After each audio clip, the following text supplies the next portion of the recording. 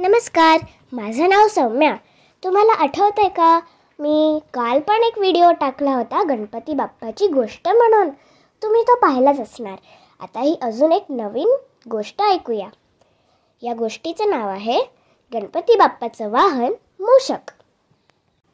प्रत्येक देवाचे आपले असे वाहन असते, पण बाप्पाचे वाहन एकदम खास आणि सगळ्यात वेगळे आहे. कारण छोटासा उंदीर हा बाप्पांचे वाहन आहे. म्हणून आपण उंदीर मामा असे त्याला आदराने संबोधतो. अशा या उंदीर मामाच्या वाहनाची कहाणीही पुराणात सांगितली जाते.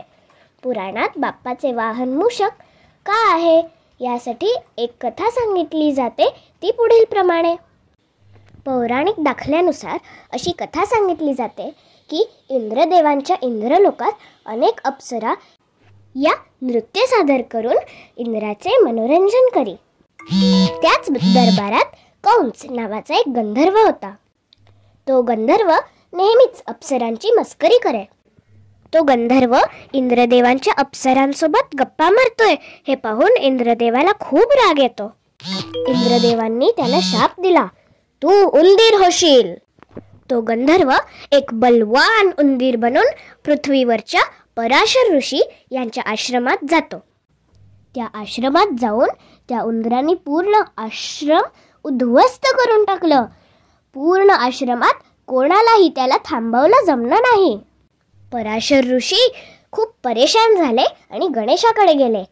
तिथे त्यांनी गणेशाला झालेलं सगळं सांगितलं आणि विनंती केली की मला या उंदरापासून सुटका द्या. हे ऐकून गणेशाने पाताळ लोकात गेलेल्या उंदराला पकडलं आणि सर्वांसमोर उभं केलं. उंदराच्या गळ्याला बांधलेला फासा इतका पक्का होता की त्याला चक्करच आली. जेव्हा त्याला जाग आली तेव्हा तो गणपतीची प्रार्थना करू लागला. त्याला त्याची चूक कळाली हे ऐकून गणपतीला फार आनंद झाला. ते म्हणाले, तू आता वरदान माग. उंदराचा अहंकारही काही कमी नव्हता. तो म्हणाला, मला काही नको, तुम्हीच माझ्याकडे काहीतरी मागा. उंदराचा अहंकार पाहून गणपतीला राग आला. गणपती म्हणाले, आता तू माझं वाहन हो. तथास्तु म्हणताच गणपती उंदरावर जाऊन बसले.